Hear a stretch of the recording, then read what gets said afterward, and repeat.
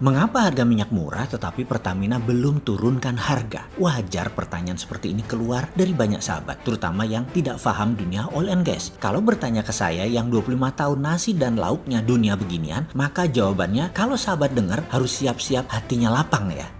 Nanti kalau ternyata nggak berpihak kepada sahabat yang mengharap harga turun seperti negara lain misalnya Malaysia, jangan terlalu kecewa. Landasan kita harus fakta dan kebenaran. Setuju ya? Maaf nih, kalau Bosman tahu-tahu infonya terlihat membela Pertamina, tapi pokoknya si Sontoloyo ini jujur. Semoga jadi makin kenal siapa dan apa isi otaknya Bosman. Sungguh, kita ini NKRI garis lurus. Bener ya bilang bener, salah ya bilang salah. Kalau pemerintah bener ya bener, kalau salah kita kasih tahu dan ada cara lain yang bisa kita benarkan mereka. Begini info dunia perminyakan dan saat ini harga murah bahkan pernah di bawah $10 per barel. Ini semua Amerika yang mau. Amerika yang tekan Saudi dan bukan Saudi yang action dengan go ahead atau disetujui oleh Amerika. Tidak, Amerika yang mau bahkan minta ditekan lagi dalam waktu dekat kalau perlu. Seperti dalam informasi saya tentang mafia internasional perminyakan. Membeli minyak bukan seperti membeli di marketplace Tokopedia Bukalapak, bisa banyak pilihan. Minyak Timur Tengah itu sudah ada off-take-nya, sudah diambil oleh banyak mafia minyak, terutama kontraktor pertahanannya Amerika seperti BlackRock, Blackwaters, dan ya udah nggak usah saya terangkan lagi siapa itu Blackwater, siapa itu BlackRock dan lain sebagainya. Cek DW di Wikipedia, panjang urusannya kalau diterusin. Sekedar info dunia perminyakan dan gas. Sumur minyak dan gas kalau sudah produksi kecil kemungkinannya bisa shutdown atau dimatikan karena bisa rupture atau rontok dinding sumurnya dari minyak dan gas tadi. Apa efeknya? Tersering gasnya jadi hilang, berpindah, sumber minyak bisa bergeser. Jadi sekali produksi kemungkinan akan terus produksi sampai habis walau ada cara menurunkan produksi tapi tidak shutdown atau memperhentikan produksi. Itu gambling, berjudi. Banyak oil drilling yang nggak mau shutdown di tengah peak produksi, nggak akan mau. Dunia saat ini industrinya sedang turun rendah hingga 50% dari kapasitas normal. Ini peristiwa seluruh dunia. Belum pernah dalam sejarah modern manusia kapal tanker tidak bisa menurunkan muatannya karena semua tangki storage full di seluruh dunia. Saat ini ada lebih 30.000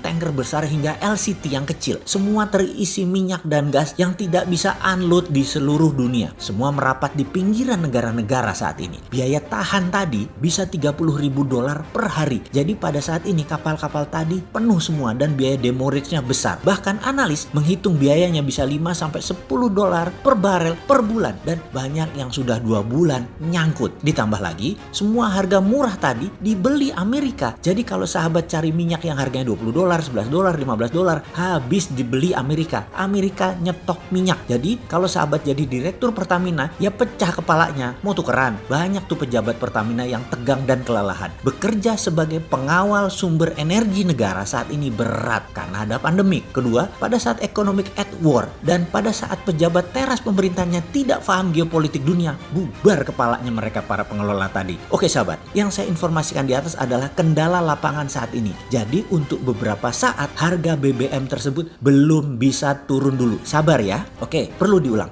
Yang minyak murah sudah dibeli Amerika. Yang kedua, cari kapal buat angkut barang ke Indonesia. Nggak ada karena semua barang belum bongkar muat di pelabuhan tujuan. Karena bahan bakar penuh di tangki mereka. Dan di Indonesia tangki tersebut penuh dengan minyak di harga $40 dulu. Dan belum habis juga. Beli yang murah nggak ada. Tambah biaya tahan barang. Minyak jadi nggak bisa turun cepat. Mulai kebayang kan? Nggak suka ya sama informasi seakan-akan bela pemerintah. Maaf loh, ini adalah fakta. Kita kan bilang kita ini NKRI garis lucu, berpihak ke kebenaran. Lalu kalau usulan printing money, ini nggak salah dan tidak akan menimbulkan inflasi. Ini harus diluruskan. Pertanyaan kunci, cetak duitnya buat apa dulu? Sekali lagi, pertanyaan ini kunci dan dijawab dulu, buat apa nyetak duitnya? Jangan ngomong nyablak aja, nanti inflasi gitu ya. Nanti kita ketahuan nggak punya ilmu ekonomi, terus teriak-teriak, cetak duit sama dengan inflasi. Kita jelaskan perlahan. Kalau printing money-nya untuk BLT, bantuan langsung tunai, nah ini harus dianco-ancoin kalau dilakukan hal itu. Printing money harus untuk sektor real dan industri produktif. Gak bisa pakai teori Keynesian mencoba menciptakan kebutuhan dengan menyiram BLT, try to create demand dan pakai printing money itu semua gak kena. Bukan begitu Ferguson. Dengan guyuran dana bersumber bukan printing money, silahkan kasih BLT. Namun kalau printing money hanya boleh untuk sektor produktif, manufaktur, bahkan untuk perdagangan trading aja gak boleh. Apalagi create demand untuk BLT, bantuan langsung tunai, untuk konsumtif. Ambiar, mulai paham?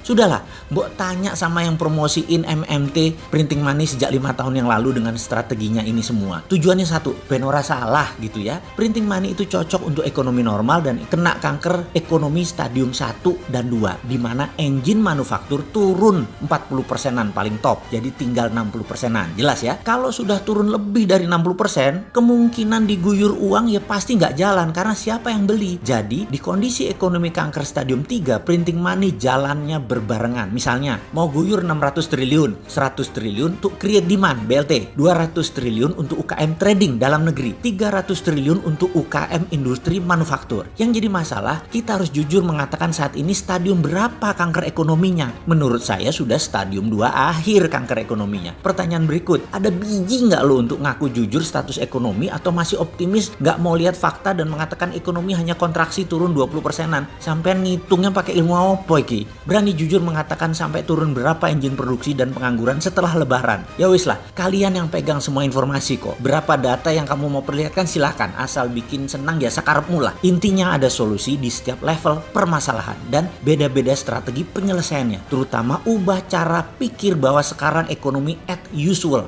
Ini economic at war, dan apa yang dikerjakan mengenai stimulus saat ini yang mau dikucurkan itu bukan economic at war. Kok sulit banget ya untuk percaya?